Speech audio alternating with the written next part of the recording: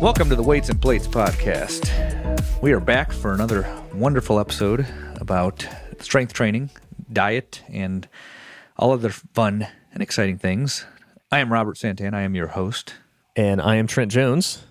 And let's get the ball rolling. So I guess last week, we talked about what did we talk about, dude?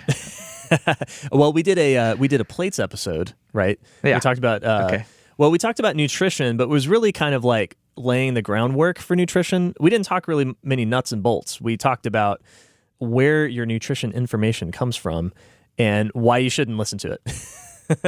Why you shouldn't listen to your doctor. Yeah. And then there's, and when you should, when it has to do with medicine, That's right. Obviously, you're a doctor of medicine. So, as you know, we both kind of like strength training. We like lifting with barbells. We like lifting heavy. And, it's recently come to my attention in the last, 6 years that I've, worked with thousands and thousands of people that a lot of people don't like to lift heavy.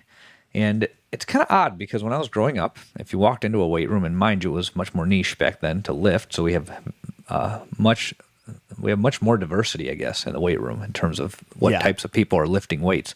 But when I came into this, it was, how much can you lift, bro? Or how much can you bench?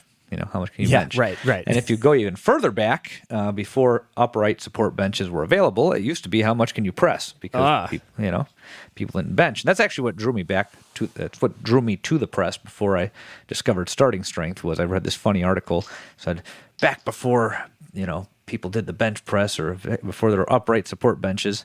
I don't remember the exact language they used. The measure of a man's strength was how much weight he can lift overhead. And I was like, he's got a point there. If I got a couple big plates over my head, I look pretty damn cool. Yeah, I'm not gonna lie. Like when you put a big weight over your head, you're like, it's pretty badass. Yeah, It's pretty badass. Exactly. When you like when I hit a PR bench, I'm like, so anticlimactic. Yeah, it's not fun. Like watching a powerlifting meet during the bench part is just it's a snooze fest, man. Especially if they're wearing shirts. Oh God. Yeah, right.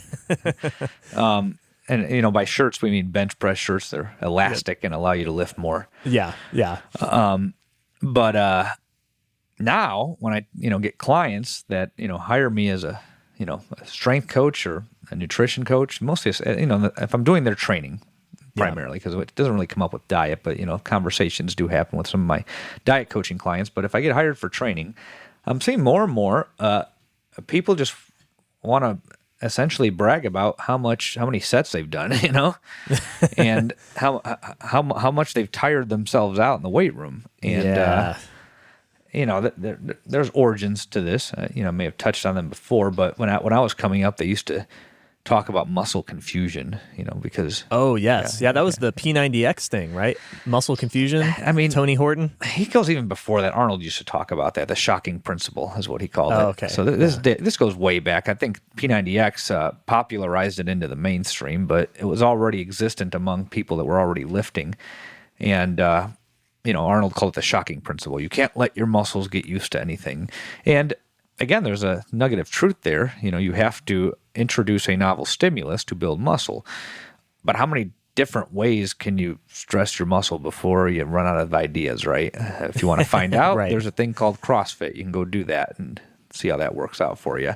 But, the nugget of truth is every time you add weight to the bar, you're introducing a novel stimulus because you haven't lifted that weight before.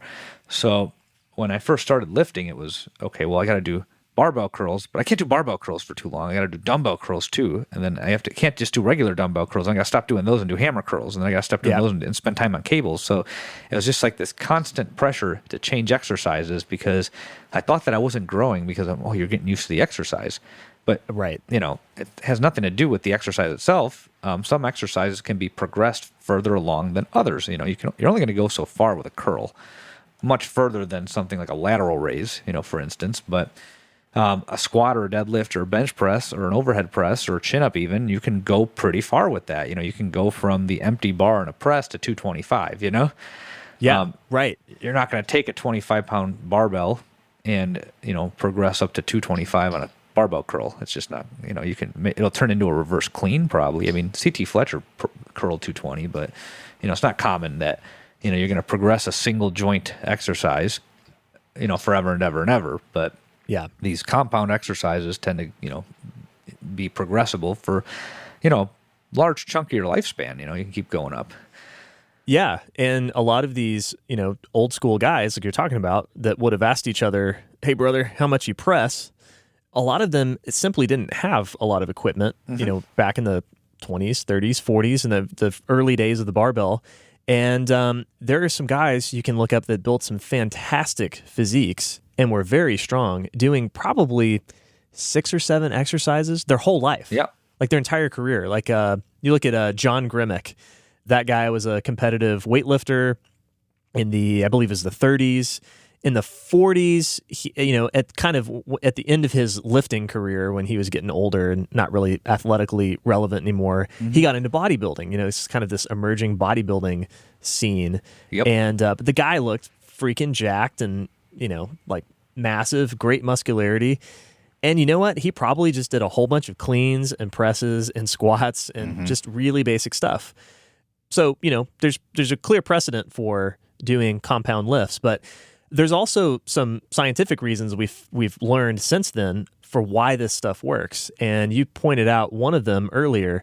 When you do assistance, what we would consider assistance type exercises, like a barbell curl, you're really only moving a single joint in a lot of those movements. If you're doing a tricep extension, a barbell curl, a hamstring curl, that kind of stuff, you're only really moving one joint through its range of motion.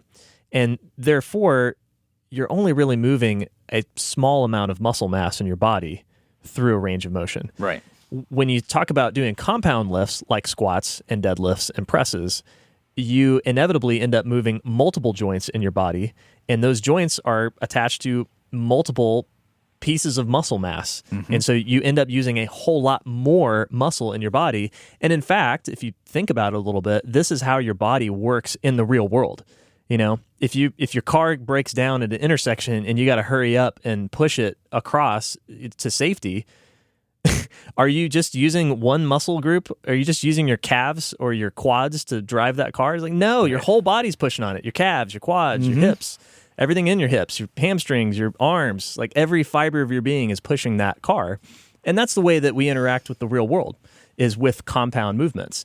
And so that's our preference in when we talk about training, is to use the body as it is used in real life, which is in a compound manner. Yeah. So, you're basically doing normal movements with a load. And the barbell is probably one of the most ergonomic instruments known to man, because you can load it up with a whole bunch of weight and keep it right over your center mass. You can't do that when you're lifting a couch or a box or, pushing a car necessarily. A lot of movements in life are inefficient. So by introducing the barbell, you're essentially training yourself in a perfectly efficient environment, so that when you are in the inefficient environment, you are less likely to get hurt by that inefficiency. That's the whole idea. Yeah. Not to mention, it's easier to lift things on top of that, it translates. So it's always made me laugh when, people freak out. They assume that these lifts are more injury prone. Well, sure, if you do them wrong, just like you're prone to a car accident if you drive wrong, Right. And, there's a lot to unpack there, so we won't going to go down that rabbit hole. I guess I'll just start with, why does it work, right? Well, I mentioned earlier, anytime you apply more stress than what was previously possible, your body has to adapt to that stress, and that adaptation leads to an ability to produce more. So if you come into the gym and you're a brand new lifter, and I have you squat 65 pounds. In 2 days, you're going to squat 75 pounds. And then 2 days after that, you're going to squat 85 pounds. Each time you're getting stronger. There's different reasons for that. And we'll go into that. But that's the whole idea. You put the 65 pound load on your back, squat it. Body's like, oh shit, that was heavy. I need to do more. I need to adapt to that. So you get stronger. Then you put 75 on. It's like, oh crap, I need to adapt to that too. And you follow this pattern for weeks, months, and years, and what ends up happening is it takes longer and longer. So this is kind of how the whole novice, intermediate, advanced terminology is defined in starting strength. A novice is somebody who could, set a new record every 2 days. So every 2 days you're Right. stronger than you were 2 days ago, and then later it might take 4 days. So you might squat on Monday and Friday and set a new record, right? We call them PRs, personal records, and then you get to a point where you set a new record every week, and then every 2 weeks, and then every 3 weeks, every 4 weeks. Olympians set a PR every 4 years. Right. Hopefully. So hopefully, and some of them go down between Olympic cycles. So at some point, yes, you do stop getting stronger. You do stop building muscle, and the amount of progress that you can make is going to vary depending on your genetics. Your genetics are your foundation, right? And there's all these different things you can do for recovery, but you can't out-train, bad genetics. Like, for instance, I've gotten much stronger than where I started, but I still don't have like 18-inch arms. I'm not going to train my way to 18-inch arms, Right. Granted, I don't, train arms, admittedly, but if I did, I'm not going to get that kind of delta, like based on how everything else has grown, it would be completely disproportionate to the rest of my body to pull that off. So, I have many reasons for thinking that. So before you go and troll the comments and say, well, you don't even train arms, dude. Well, I train other shit and it hasn't grown that much. I don't have 35-inch quads, and doing a bunch of knee extensions isn't going to do that. And I have done that. So Right. if it's funny, I hated doing arms. I hated curls, and I figured out why, actually.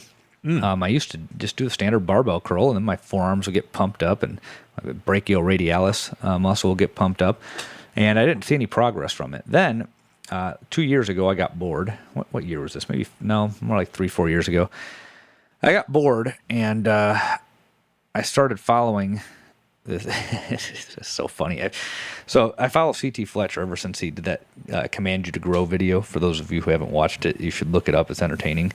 Yeah. And he starts talking about, I did arms every motherfucking day, for years. For a year and a half, I did arms every day. And then I'm just laughing. I'm like, this guy's just entertaining. He's being a troll, Right. And I'm like, there's probably a nugget of truth in there somewhere, and I just, I didn't really explore it much. Then, he starts advertising. I follow him on Instagram, and he's like, I'm finally releasing my arm program, my secret arm program. And I'm like laughing. I'm like, he's talking about, this is how I got my arms to 22 inches in a year and a half.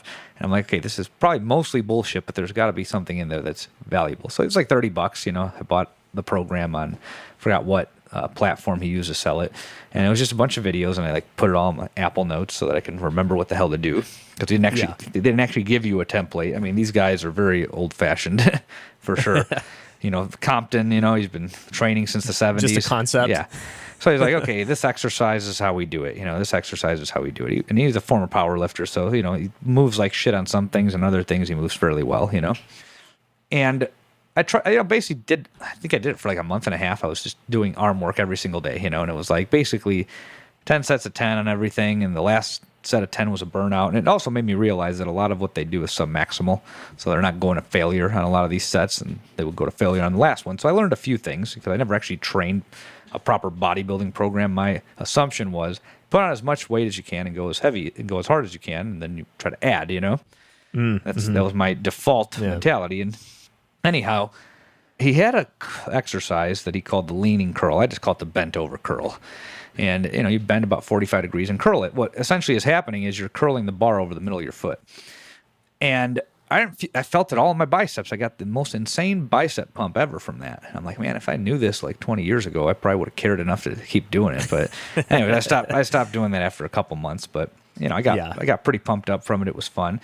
But the whole point that I'm trying to make is, at some point it always has to get heavier. And even when I did that burnout set, I made sure that the weight went up every week, Right. And any which way you try to spin it, you're adding load. So if you're going to do a quote unquote hypertrophy program, which by the way, any strength training program that is progressive is going to induce hypertrophy. That's right. The professional researchers agree on this, coaches agree on this, and yet we still try to spin all this other shit that results in, let's do a bunch of submaximal light stuff for a bunch of reps. That's not what we're here to do. If your goal is to build muscle And yes, that includes, being quote unquote long and lean, being quote unquote toned. That's right. If you toned equals muscle. It all equals muscle. All of it means you're building muscle. Your muscles are getting bigger than they were. If you become more toned, you've gained muscle. If you become larger and not fatter, you've gained more muscle. If your muscles look longer and leaner, you've gained more muscle or you've lost a bunch of body fat, But at the end of the day, if you're in the weight room, one way or another, you're going to build muscle. How much of that you can build depends on how you train, how long you stick with it, and, of course, genetics and your baseline, right? Baseline muscle mass is a fairly decent predictor, although some guys surprise you, But, Sure. I was pretty small at baseline, and I'm, pretty small now for a trained lifter. I'm not a big dude. But, some guys are just, underfed or, just young, like Lane Norton's like before and after. And I'm like, before, dude, you didn't even finish puberty on the before picture. That doesn't count. Right, yeah. You basically took steroids the first 2 years, not literally. He's drug free, and I do believe him. But the before picture is not a fair comparison. And what I like to look at was, okay, his first bodybuilding showed her now. Yeah, the dude started powerlifting, and his quads blew up, Yeah. So I think there's basically like a concept that underpins this, right? Yep. Is we're going when there. you think about practically what you can do in the gym. We know that there's a whole bunch of exercises that you could potentially do when you walk into a gym, and we've listed a bunch of those already. But we know that there's the compound exercises are going to involve more muscle mass, and we haven't said it explicitly, but you can also lift the most weight with compound exercises. You can squat. It's not unreasonable for a decently trained guy to squat 315 pounds. No. Or a decently trained woman to squat 225 or 205. That's not out of the question for just any old decently trained person. No. Well, how much are you going to leg curl? How much are you going to put on the hamstring curl machine? Right? It's not going to be anywhere near the magnitude of weight. And so it kind of makes sense then that if you can use more muscle mass in a lift, you're also going to lift more weight. And let's tie that back in with what you said earlier. Anytime you can move more weight, you can add more stress to your body. And when you adapt to that stress, then you're going to get stronger and you're going to build more muscle mass. So strength and muscle mass are intertwined. They have to be. And it makes sense on a practical level as well as a scientific level. On a scientific level, they're pretty tightly correlated. Yeah. So that so the whole idea is progressive overload. So the hypertrophy zealots want to argue that you have to accumulate tonnage. So or volume load is another word for it. It's a mathematical expression of sets times reps times weight. And some people, the more scientific community, calls that volume load. The practitioners that support that style of training tend to call it tonnage, and some people just call it volume. Sure, but it gets to the same point. But you're basically looking at arithmetic here, right? So you can make that number real high by doing a whole bunch of reps. What's the problem there? Now, are you even getting a good strength stimulus, or even like? We're just going to refer to it as a strength stimulus because hypertrophy and strength are intertwined. And yes, you're going to have strong people that aren't big. I understand that. It's not what we're talking about here. We're not trying to, get into a nuanced argument with a PhD over this. This is not an academic argument. This is a practical argument. Right. And typically when people get stronger, muscle tends to follow. And there are meta-analysis that support this for the academic listening to this, trolling me right now from his computer. But, there's a continuum. The more reps you do, the more it becomes an endurance stimulus. If you do 200 reps in a row, you are basically doing light cardio. If you do 10,000 reps in a row, you are doing cardio. You're basically running or cycling. If you work at UPS, you're lifting boxes all day and moving them. Like those guys are pretty ripped. But the point is the more continuous it becomes, the less it becomes a strength stimulus, a muscle building stimulus. So there is a threshold there. So, okay, let's say that I have you do 3 sets of 10, which was a classic hypertrophy prescription. We got to do 3 sets because 3 just sounds like a great number, and you have to do sets of 10. Actually, there's research that it goes to. There was the old DeLorme, I believe, study, Thomas DeLorme, in the 60s or the 40s, I think. Yeah, 40s. He was doing PT on these soldiers. World War II soldiers, and 1 set of 10 versus 3 sets of 10. Well, more sets seems to work. But then Everybody Okay. just stopped Yeah. at 3 for many, many decades. 3 is a good round number. I tend to do 3 sets. I don't like doing 4, 5, 6, 7, 8, but, Yeah. there's German volume training that's 10 sets of 10. But Right. let's say that I have you do 3 sets of 10. Then I'm like, okay, well, I'm not going to add load. I'm going to keep load the same and have you do 4 sets of 10 next week, and then 5 sets of 10 next week, then 6 sets of 10 next week, and then 7, 8, 9, 10, 11, 12. Okay, at what point do you get to a point where A, you have no more time in the day because you've trained all day, or you've trained more than your schedule allows? Well, let's just be theoretical about it. You've trained all day. There's 24 hours in a day. You can only add so many sets before you're in the gym for 24 You're hours. You're doing that like add an Yeah. inch to your arms in a day program right now. Yeah. It's like you've literally trained all day. Yeah, exactly. So I did that one once with my stepbrother. That was fun. Oh man. But at some point you're going to run out of time in the day. So there's problem number 1. Problem number 2, okay, if you've done 65 sets of 10, all right, at some point this has become more of an endurance stimulus because you're going to get tired, probably by set number 5, set number 4 or 5. Right. So, your weight's probably if you can do 65 sets of 10, your weight's too light. If you could do 10 sets of 10, the weight's pretty light, but 10 sets of 10 has some backing to it. If you want to sit there and do that, I've done it. I think it works. It sucks. You're in the gym for a long time. I, have accomplished more on less, but there's a threshold there where you can't add more sets. You can only go so far, right? Okay, well, what about adding reps? Okay, you can do, a set of 11 next week, which I wouldn't recommend because 11s don't exist. Neither do 7s or 4s or, 9s, 13s. Only prime numbers 7, 11. No, I'm just There's singles. Let's get this out in the air here because it's important. It's very important. Singles, doubles, triples, 5s, 8s, 10s, 12s if you're bodybuilder, 15s, 20s. Sure. Yeah, Yep. That's it. That's all you need. Yeah, you don't. There is no. Well, that's all there is. Yeah, 4's a missed set of 5. 7s aren't real. 9s are bullshit. Yeah. 13, Yeah. you don't do 13. There's not even 13 floor in hotels, So why would you do a set of 13? Just don't. Yeah, so those are the rep ranges, just to establish that. Yesterday, this guy did 3 sets of 9, and I'm like, well, you just missed your set of 10. He's like, well, yeah, I did. Then I'm like, okay, good. I'm like, don't do 9s in my gym. We don't do 9s here. Anyways, so you're going to add reps. Okay, let's say that I'm a dumbass and I'm going to have you do a set of 11 the following week, then a set of 12, then a set of 13, then a set of 14, then a set of 15. See what's going on here? Yeah, your tonnage may be going up depending on how you're mathing that, but you're doing more reps, which means the weight is not that heavy, and heavy matters. Yeah. There's a minimum threshold of intensity. Intensity refers to load, so we use load, weight, or intensity interchangeably. There's a minimum threshold there that's necessary. There has to be a minimum amount of weight on the bar for it to trigger muscle growth. Otherwise, it's too light and becomes an endurance stimulus. Yeah. And all right, so I want to dig into that a little bit because, bro, I've done P90X and I did like 300 push-ups and I got really sore. It crushed me, but it didn't make me stronger. No. And so let's dig into the reason why. So physiologically, there's some stuff going on when you lift a heavy weight that doesn't happen when you lift a lightweight a whole bunch of times for sets of 11. Mm-hmm. And part of that is like you have to understand how muscle fiber works in the first place. And I don't want to go to rabbit hole on like, how a muscle functions, but suffice it to say that with our current understanding of muscle physiology, your muscle fibers turn on or off.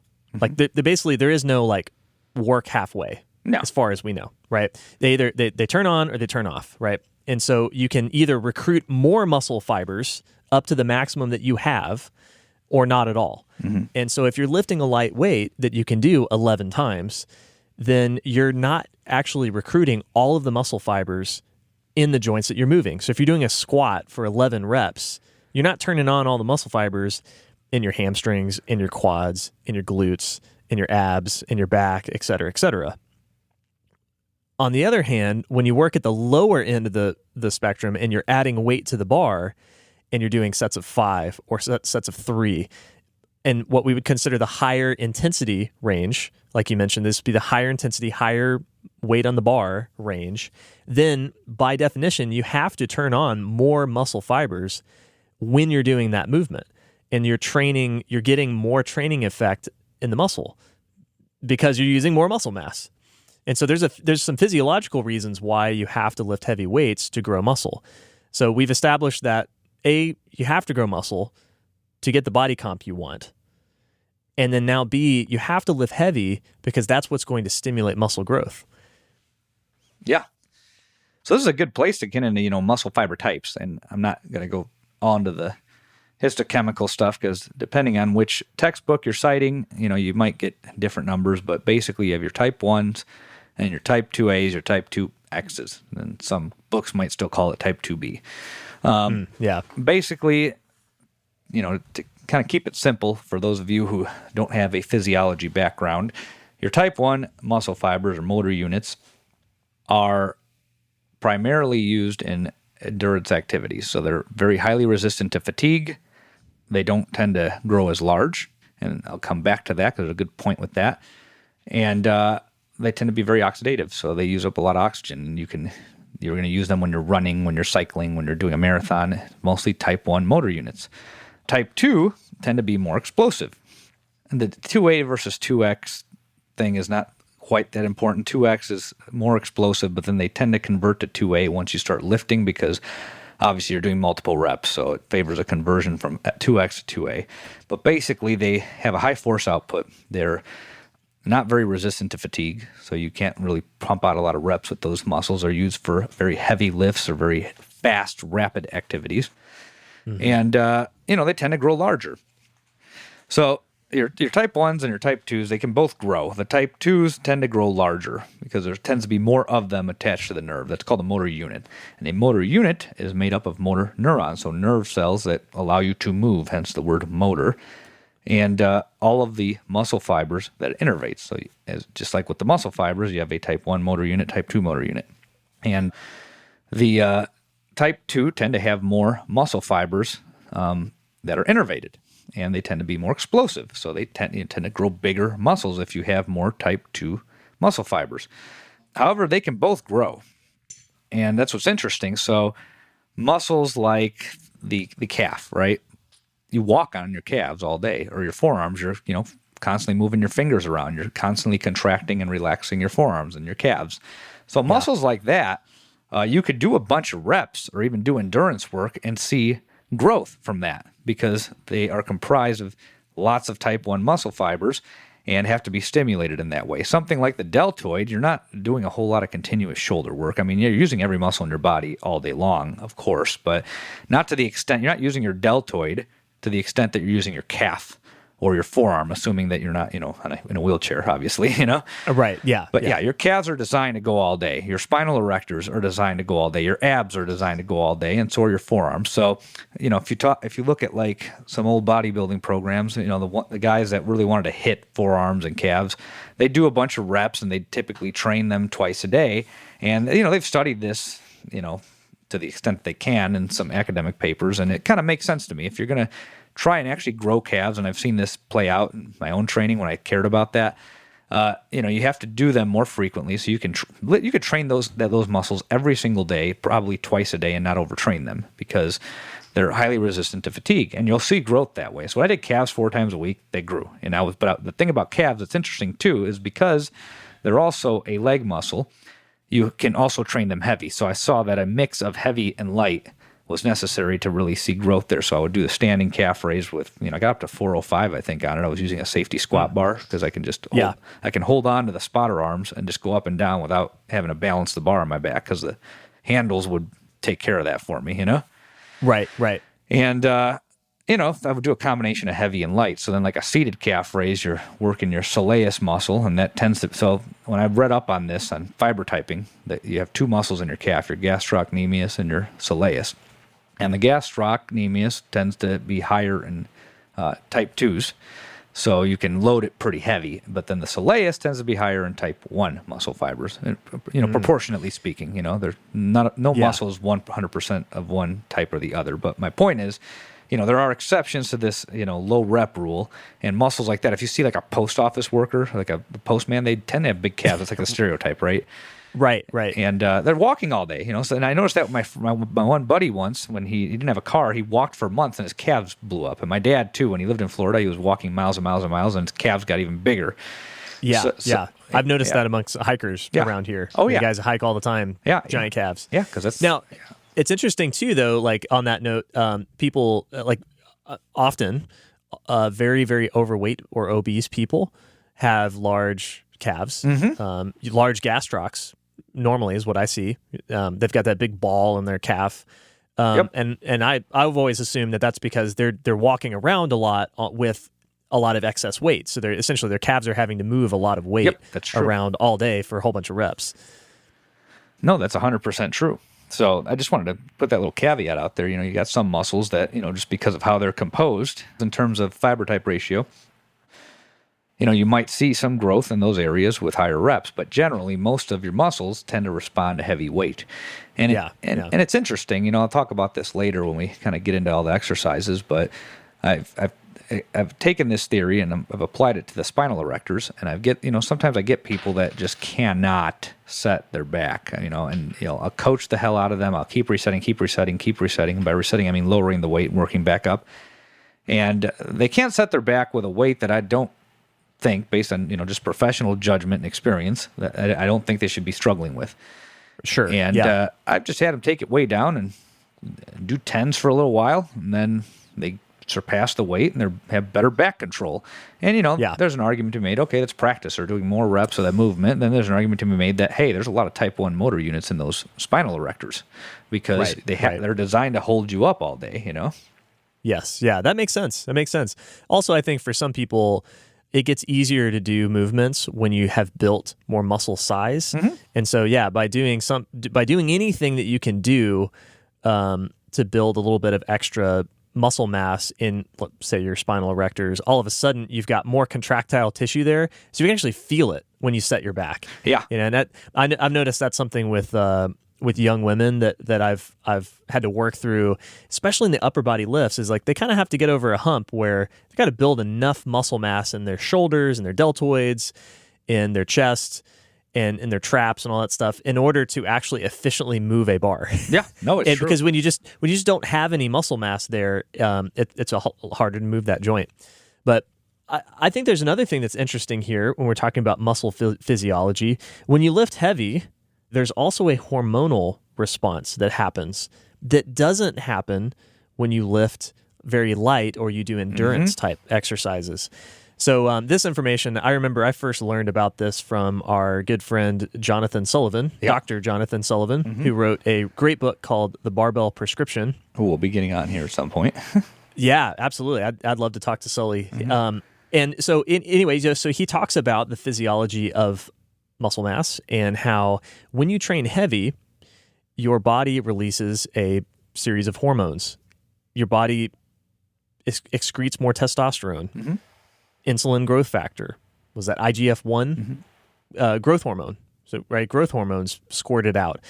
And these are these are essentially messengers for the body to do stuff, right? And so you apply stress to yourself in the gym by lifting heavy weights, doing compound exercises like we've been talking about, and your body's like, holy crap, this guy's trying to kill me with heavy weights. I've got to adapt to this.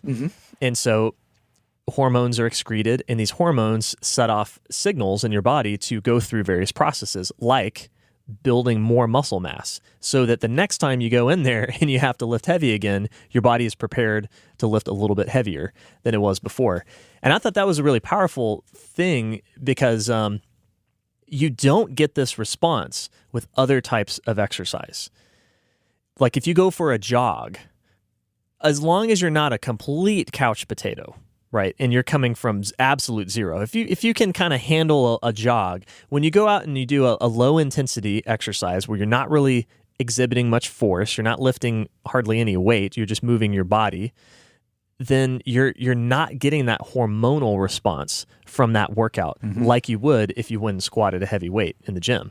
Yeah, no, absolutely. And it's the same thing with endurance. You release, I believe it's dopamine, and you get that runner's high. You're not going to get that from lifting, So there's different responses to different types of activity, for sure.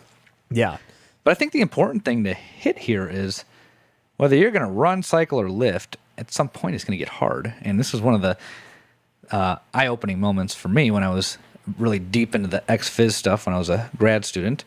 is we were talking about, I got pop quizzed, when I was running a VO2 max test, and I was asked about respiratory exchange ratio, which is supposed to be reflective of respiratory quotient.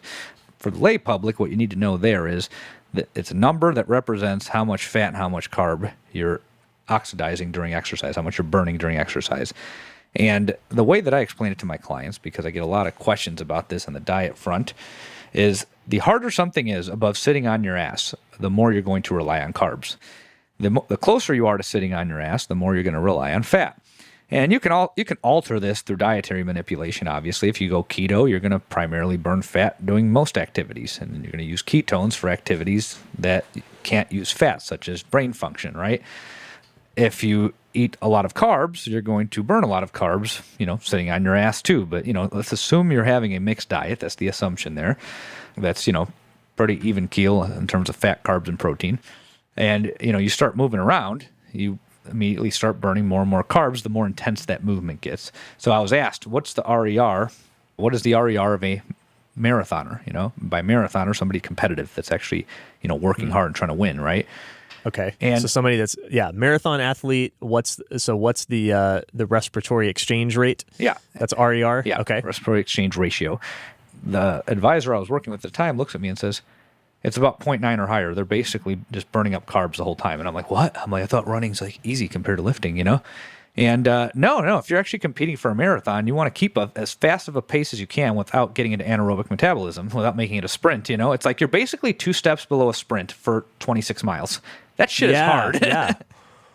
Oh, yeah. So that's an interesting point, right? Because I remember this was 2 or 3 years ago now. There's some guy that ran a marathon. He was basically doing like 4 minutes and 30-second miles the whole way. Mm-hmm. It was an absurd pace. I mean, this guy was running like not that far off a extremely competitive 1 mile run for 26 miles. And this was an Olympic level marathoner. Yeah. No, that's crazy. Yeah. So that's a good point. So that is a very high intensity exercise. I think it's a little bit different though than your average Joe who's like, man, I need to get in shape. Let me start jogging around the block. Yeah, exactly. So, yeah, that was my point. If you're trying to maximize your running time, just like somebody who's trying to maximize how much they can lift, it's going to be hard. Yeah, you're going to be running hard. Like I said, I don't know. I've never actually ran a marathon with the intent of running a marathon, but I've swam. I've swam the mile before with the intent of trying to get the best time I can get. And it's hard. You have to keep a pretty fast pace, and it's probably a few steps below a sprint because you can't you get to a sprint, you're going to poop out, obviously. You can't sprint for 26 miles. So they're trying to get as close to that as possible without teetering over it. So they're trying to teeter between, they call it the anaerobic threshold, when you're not quite fully aerobic, not quite anaerobic yet, but you want to get right up to that line and stay there for all those miles that you're trying to run, whether it's 10K or 26 miles or whether you're swimming a mile like I did.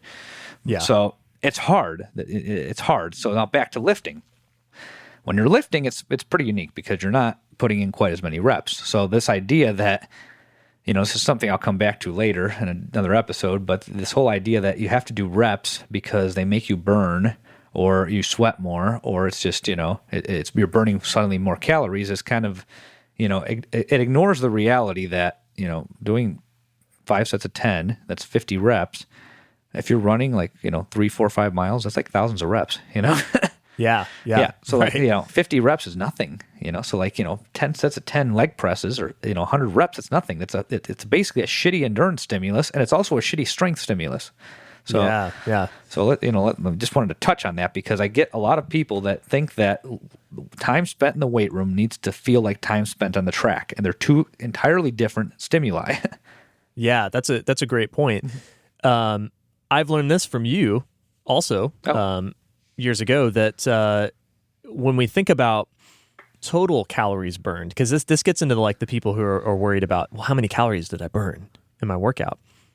Well, maybe it doesn't matter at all, right? If you're worried about looking better, right? If that's your primary goal with exercise, then maybe you shouldn't really care about how much you burn in a workout. Reason being, most of the calories that you burn in a given day, just from existing, right? Just being on this earth and being alive and breathing, most of those calories burned, I learned from you, is happening at rest. And that's just basically your body existing and maintaining itself and just doing its normal processes that it does.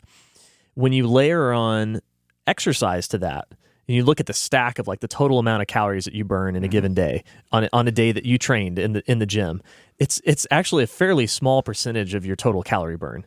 It's like what is it, like 20, maybe 20%? Yeah, 15 to 25%. Yeah.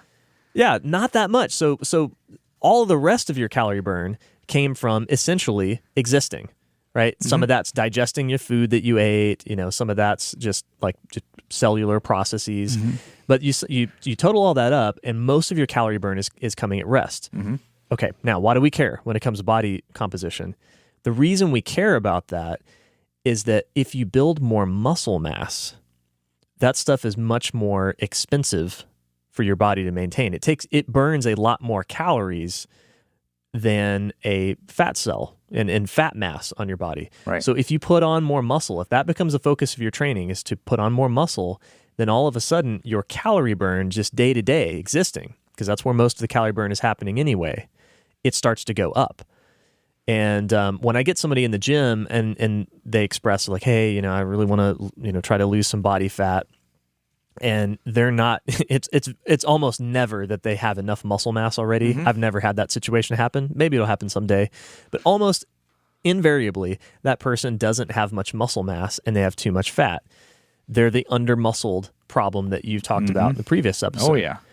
The first thing I try to tell them is like, okay, so to look better, the first thing you have to do is build this muscle mass for a couple of reasons. Number one, you're going to look better because you have muscle mass and it looks better on your frame. That's one.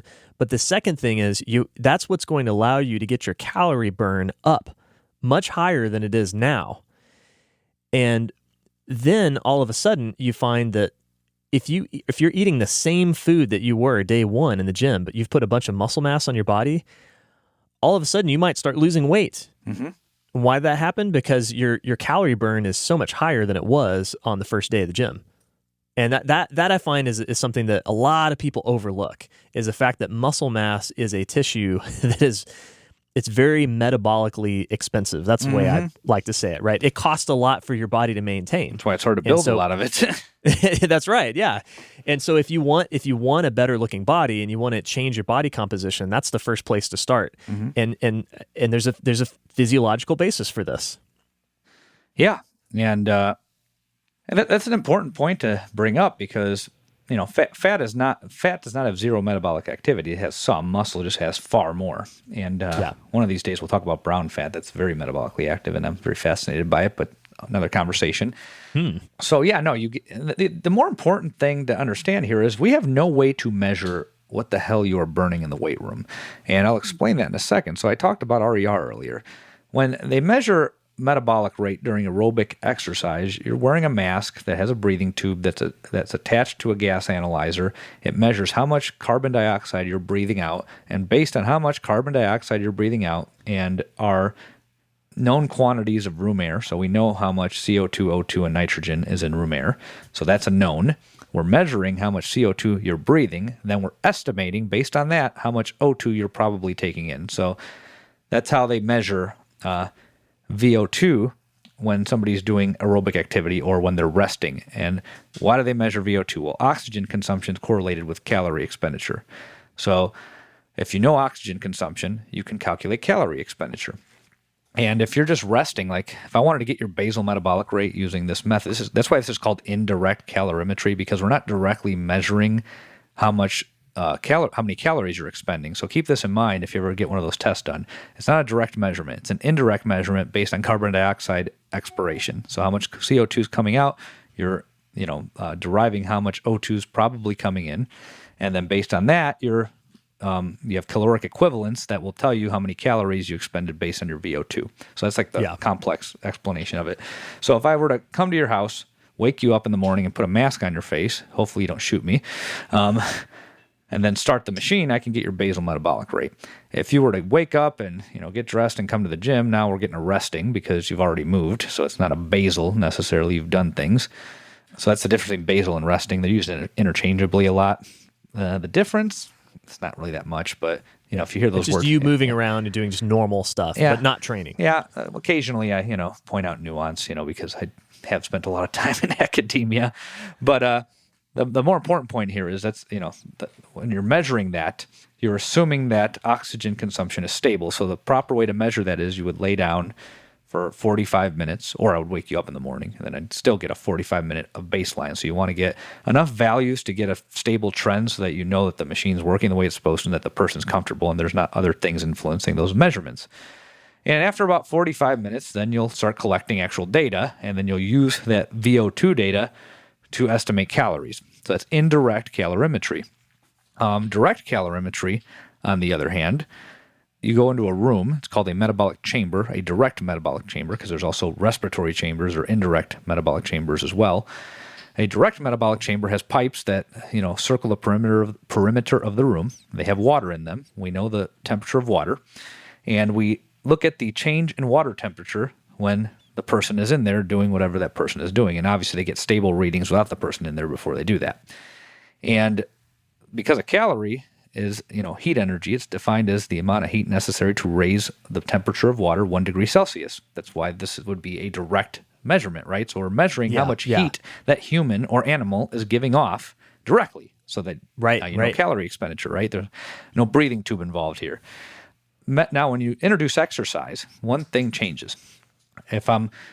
Let's go back to indirect, because nobody uses direct because it's extremely expensive. I would have to take that room you're in there, Trent, and then basically put a bunch of pipes around it and make sure it's air sealed and all this other shit. It'll probably cost, in today's dollars, I used to say it was $1 million chamber, but with what's going on today with supplies, I'm guessing $5 million. Right, yeah. But so nobody uses that, so we're not even going to talk about that very much. Most people, when they're measuring metabolic rate in a lab to publish in a research paper, or if you're at a commercial gym and getting it measured, they're using indirect. So they're putting the mask on you and measuring how much air you're breathing out and how much carbon dioxide is coming out. That's what's actually being measured in that scenario. So when we're doing it resting, you can probably get some decent values because the person's not doing anything. So they're in a steady state of O2 consumption or CO2 expiration. Now, when you start exercising, one of the assumptions of this method is that you are in a steady state. So there's different definitions depending on which exercise physiology textbook you're reading. I believe the one that I used, it was about 50 mLs of oxygen per kilogram of body weight per minute. That's irrelevant. Basically, you have a value that it can change to be considered a steady state. And any change greater than that value means you're not in a steady state, right? So if you're running at a stable pace, you're probably breathing at a steady state. Let's just say that, right? So you're not, your oxygen consumption is probably steady. Now you start sprinting. You're no longer in a steady state. That's when that RER crosses over 1, which is supposed to be the max. That's 100% carbohydrate.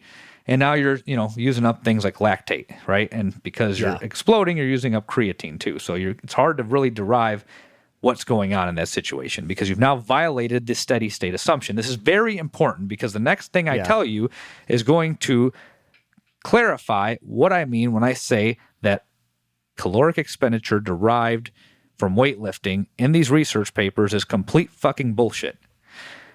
When you are lifting, there are 2 things happening. Well, one thing's not happening. You are not breathing because we tell you to hold your breath to stay braced. You're going to do it anyway because it's heavy. Think about whenever you've lifted something heavy, somebody not familiar with starting strength who's listening to this. If you've ever lifted something heavy, you're going to hold your breath. When you're taking a dump, you're holding your breath.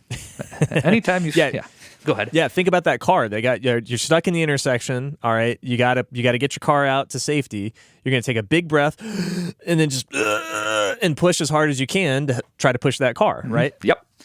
So if I put a mask on you when you're squatting, first of all, you're not breathing the entire time you're squatting. Whether I instruct you not to or not, you're probably going to hold your breath for some part of it, if not all of it, if it's heavy enough. So automatically, you're not even collecting data the whole time. That's problem number 1. Problem number 2 is when you are lifting, your heart rate is shooting up because you're releasing a bunch of adrenaline, okay? So you're going to start hyperventilating, right? that's not a steady state. So you've already violated the steady state assumption because you've just done something vigorous that's anaerobic and that has knocked you out of steady state. And number two, you're not breathing the entire time. So sure, I could probably collect breaths during your rest intervals, maybe get a little bit of steady state data, but at the end of the day, any estimation of calorie expenditure during lifting is essentially pulled out of thin air because they're either making it up because they're deriving it from other activities, or they're using some study that used indirect calorimetry, which cannot be effectively used to measure calorie expenditure during weightlifting. All that does is get a paper publication for a guy who wants tenure in his exercise physiology department. It doesn't really help us here. So we really don't know what the fuck is going on from an energy expenditure standpoint when you're lifting weights, unless somebody wants to fork over $5 million and turn my gym into a direct calorimeter. Then you can squat and we can look at heat. That would be interesting. Yeah, that would be interesting. So yeah, to paint a picture of what you just described there, if you're not familiar with lifting heavy, here's the way it goes. You're going to go lift a set of 5 for a heavy weight. You get up there, you unrack the bar, you take a big breath, you hold that breath, like you said, and you squat the first rep, and you take one breath in between reps.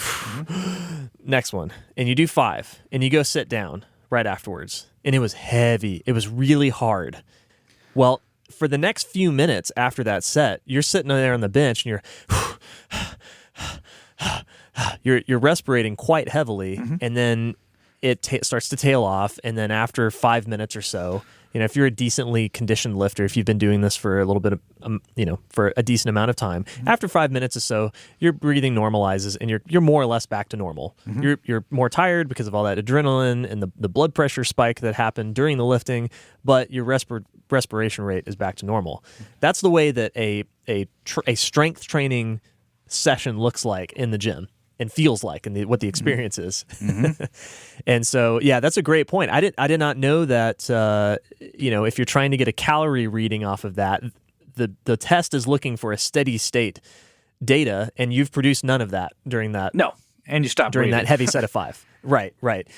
So, yeah, I think, we can certainly go down some biological and physiological rabbit holes here. And I don't think we want to go too far down that. No. We've got plenty more episodes to explore those questions. But the key thing here is that you've got to lift heavy to build muscle mass for the reasons we outlined before. It's got to be heavy because you've got to recruit enough of your muscle fibers, right? You've got to actually turn on a whole bunch of them. And if you just do a lightweight a whole bunch of times, you're not going to turn on enough of them. And most people are doing that. They're doing what I would consider warm-up weight for their work sets. That's right. If it's not a challenging set of 5, then it's not heavy enough, right? If you can do it for 10 reps, it's just not heavy enough to turn on enough of those muscle fibers. Well, it can be, but that set of 10 can't be the empty bar. That's right. Yeah. There is a situation where that relationship does change, and that would be somebody who is already strong, who then goes and does a set of 10. But guess what?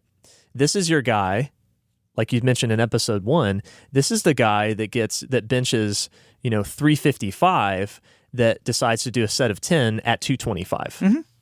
It's a different stimulus from somebody who is just starting to build strength and tries to do a set of 10. They can't do it at anywhere near the same absolute weight as the guy who is stronger than them can. So different scenario.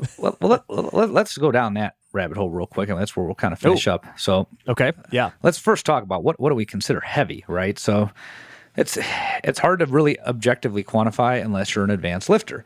So traditionally, heavy or heavy load was referred to as high intensity, and intensity is typically defined as a percent of one repetition max, 1 RM, right? And the problem with 1 RM is if you've never lifted a weight before, especially on a free weight exercise like a squat, is you're not going to produce a meaningful 1 RM because you're going to do it wrong before it gets that heavy. And you don't have the experience and the neuromuscular efficiency, so your central nervous system is not yet efficient at recruiting muscle mass to produce a true and honest 1 RM. And most importantly, your 1 RM is going to go up from doing the 1 RM because remember what we said about novices. You've now increased your 1 RM by doing a 1 RM, and 2 days later, your 1 RM's gone up. So these are all the problems with using that metric. I'll use it for the sake of illustration. There have been papers published, and my own experience kind of checks out with this, so I agree with this recommendation, that the minimum intensity threshold to see growth, you have to use at least 60 to 65% of a true 1RM. So if you've done a powerlifting meet and you did a no bullshit 500 squat, then you're going to have to use 60 to 65% of that weight to get a productive growth stimulus. So that would be at least 300 pounds on a 500-pound squat, right? Yeah. And you could probably do that for a bunch of reps. So a novice, on the other hand, we just use what I would call repetition max, I guess they call it. You're going to go probably as, reasonably close to failure. I don't want to say you go to absolute failure, because a novice is also not well trained enough to go to absolute failure. Right. So my point is, if you want to do reps because you don't like intensity, then those reps also have to get heavier. Those last 2 reps, rep number 9, rep number 10, you got to be getting pretty close to failure. Now, obviously, if you go to failure, you're probably, for a novice, failure for a novice is not the same as failure for an advanced lifter. So you got to contextualize this, right? So if you barely finish that 10th rep your first day in the gym, chances are 2 days later, you're going to do more weight for a set of 10. And then 2 days later, you'll do more weight for a set of 10. People have done this. You and I have probably done this before we discovered this information that we discovered. I used to squat 10s. I used to do pull-ups for 10s. I used to do bench presses for 10s. And I got some growth in the beginning, because you'll grow in response to anything. There were issues in my training that prevented me from growing further. But my point is, I think people see this idea of doing 8 to 12 reps as a way out of doing something hard. And that's really the problem. If you're doing 8 to 12 reps with 30% of 1RM, which I had a guy do that once, and he's probably listening because he's one of my best clients now. So when I first said it, he's like, you were talking about me, weren't you? I talked about a different podcast. Well, I looked at his, he had squatted 400 in competition, and then he gave me all his current numbers. And he was doing 145. And I'm like, dude, no wonder you're, feeling like you're skinny fat. You're under training, bro. I'm like, even if you're going to do 10s and quote unquote do hypertrophy. So hypertrophy in the magazine and Instagram world means you're doing 8 to 12 reps for a lot of sets. If you're going to do that, remember, if you want to follow those rules, it still has to be 60 to 65%, which means if you're a 400-pound squatter, you have to have at least 250 or something like that on the bar? Exactly. Yeah, about 225, 250, 240. Yeah, at least 240 on the bar. And this guy's doing 145. And, he can argue, I didn't lift in 2 years. Well, the beauty of strength is slow to acquire, but also slow to go away. So I told him you can't use that excuse, because you're not weak enough for 145's heavy anymore. It's never going to be heavy anymore unless you're 75 and you've not trained for 30 years. So exactly. Yeah, that's a great point. When we coach novices on their first day in the gym, one of the ways that we figure out how heavy they need to go on a given lift is we watch how fast their bar is moving. Mm-hmm. And we're trying to get someone to go to something that's very challenging for them. But, like you said, they can't really go to failure anyway, because they can't execute the movement well enough yet.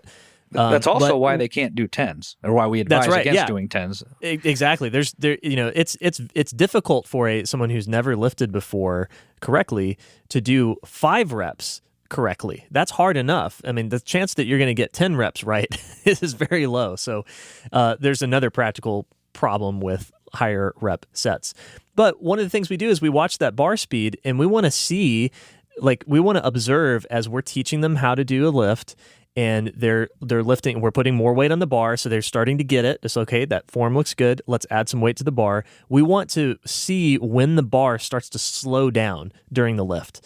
And essentially what we're doing there is that's our proxy for how heavy it is for them, how hard it is subjectively for them to do this lift, is we can see that their bar speed is starting to slow down.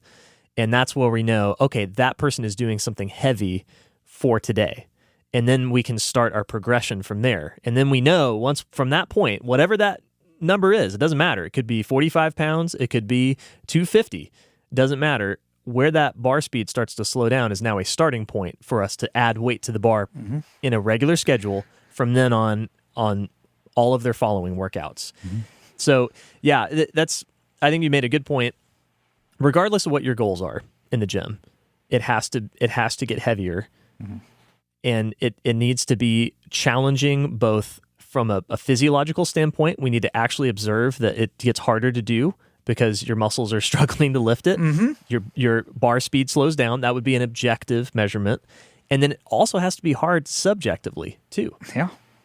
It's got to be something that you are, it's not struggling to finish. It's not supposed to feel like aerobic work. And, if it does and you enjoy that, that's great recreation, but that's not going to get you stronger. It's not going to build muscle. And this is one of the things that, between bodybuilding and CrossFit, this idea that, well, it doesn't have to be heavy has been running rampant in the industry. And even the guys that promote hypertrophy acknowledge that there's a minimum threshold. And, I've talked about it already. But the reason that we choose 5, so again, context. This is, I want to add context to that. We choose 5s because we're teaching people to lift barbells in space. These are not machines. And when you're doing a technical exercise and you're not very athletic, because let's face it, most people who hire a personal trainer, not just a starting strength coach, most people who hire somebody to learn how to lift weights are not athletes. Athletes know it all. Yeah. Ask a strength and conditioning coach or a sport coach. They're hard to fucking deal with because they know everything. They're athletes, right? So that's a minority of the business that we get as strength coaches. It's a minority of the personal training business. It is a very, very, very small niche. Most of the people that come in don't know how to move well. And then out of those people, we get a good chunk that have no idea what their body's doing at any point in time. So now you've introduced this problem. You're going to have this person do 10 reps when they've never done a movement that's very complicated and they don't move well. That just doesn't make sense. So we start with 5 because it's fewer opportunities to fuck it up.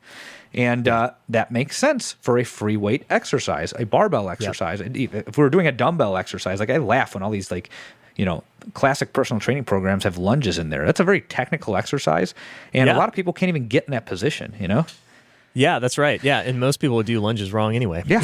I can do them right now because of all the squatting I've done. Like 3 years ago, my old coach put a circuit in at the end, and there were lunges in there, and I'm like, all right, he was trying to entertain me is what it was. So I did it. I'm like, holy shit, I didn't stumble around bouncing back because I did a regular lunge, go forward and backward, not like, the reverse lunge, which is easier.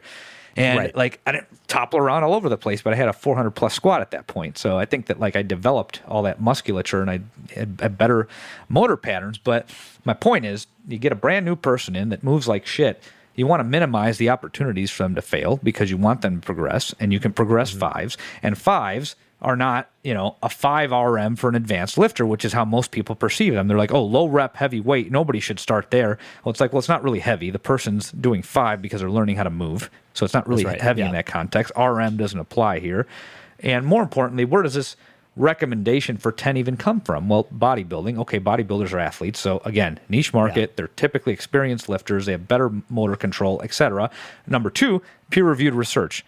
What are they doing? They're using machines and single joint exercises, which, guess what? If you open up starting strength and Rip talks about those few lifts that he likes that are single joint or, machine based, he's telling you to do 10s. And I've always told people to do 10s. Why? Because you're in a fixed position. So in that context, yes, you should start with 8 to 12 reps. You probably shouldn't do a machine freaking or a machine bicep curl for a set of 5 or a set of 3. You're not first of all, you're not going to get very far because you're locked into a fixed position, right? It makes sense that all these, government agencies that recommend strength training exercise are saying 8 to 12 reps with short rest because that makes sense in the context of machines. And machines are what's used in the majority of research studies. But that's not what we're doing. We're teaching people to move a barbell with their body in space to stabilize themselves while they're doing so. You want to minimize the risk for errors because errors can lead to injury. So 5 reps is fine. It's not 5 reps at 85%. Actually, for me, it's 87% of my 1RM because I'm inefficient like a female. And that's not a sexist comment. Typically, we can go into that later, but typically females are less efficient than males because they have fewer type 2 motor units. And there's a scientific argument behind that. So don't sit there and say, Dan's a sexist. But some of us guys that aren't very explosive, we tend to lift closer to our max for reps meaning 3 to 5 reps. So my 5 rep max is typically around 87% of my 1 rep max. And that's on the squat, and I believe the deadlift is the same way. But a novice is not doing that same effort that I am. When I do a 5 RM, a no bullshit, all out set of 5, 87% of 1 RM, that's not what I'm having the novice do on his first day when I say he's doing his quote-unquote 5 RM. The assumption under that quote-unquote 5 RM is that's 5 reps that he can do correctly that are kind of hard, Yeah. So, hopefully you've gotten from this that you ought to lift barbells. Mm-hmm. You ought to train to get strong, because that's what's going to stimulate the muscle mass that you need. Mm-hmm. And, we can talk about this on future episodes, but the barbell is really for anyone. It's not, some people perceive that this is really only for the guys who wanted to get into powerlifting or want to be bodybuilders and get super huge and jacked. But no, the barbell is for everyone. And part of the reason for that is if you are not one of these people that loves to be in the weight room or that aspires to be a strength athlete, let's say you're a runner or you're into cycling or something, there's a lot of things you could spend your time on, and I bet you probably want to spend most of your time running and cycling, doing the thing you want to do. So, if you want the gym to get the most effect for you for the least amount of effort, barbells are going to do that for you. For all the reasons we've just talked about. They're going to help you build the most muscle mass. They're going to be the most efficient for you. They're going to get you the most bang for your buck with the least amount of time invested of anything else you can do. So that's where you should put your focus in the gym when you're trying to get stronger. Oh man, yeah. I think we killed that dead. I think so. I think we beat it hard. You got to go heavy. All right, you got to go heavy.